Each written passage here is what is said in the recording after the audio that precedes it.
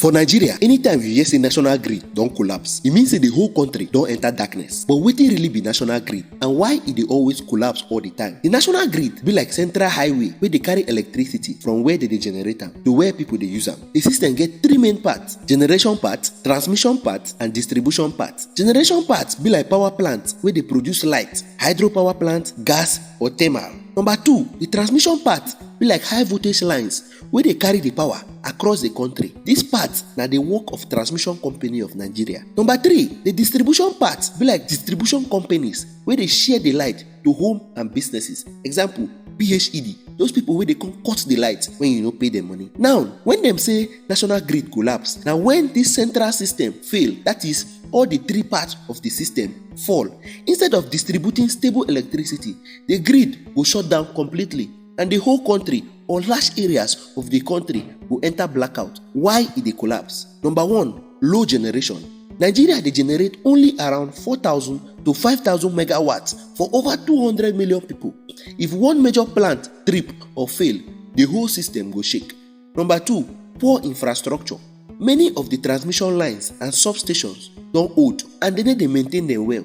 Small pressure fit make am crash. Number 3, gas supply wahala.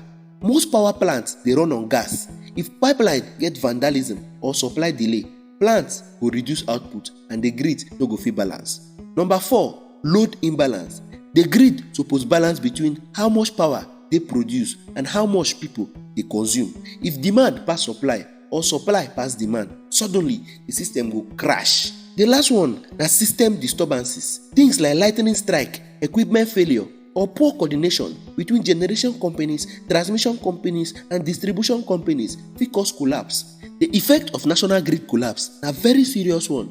Businesses dey lose billions because operations dey stop. Small companies and homes dey rush to their apartment neighbor wey dey cause smoke and pollute the air.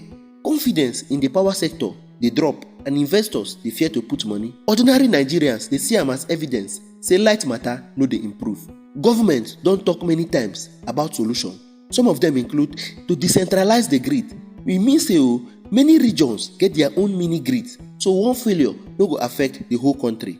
Number 2, to invest in transmission lines, to upgrade old infrastructure and build new substations.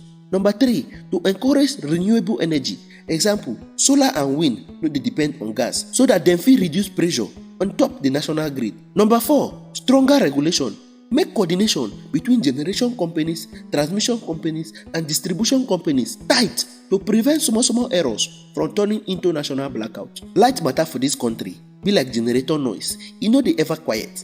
This na 2-minute sense. We dey break down heavy grammar into small gist. Don't forget to like, share, and subscribe. If not, you go collect.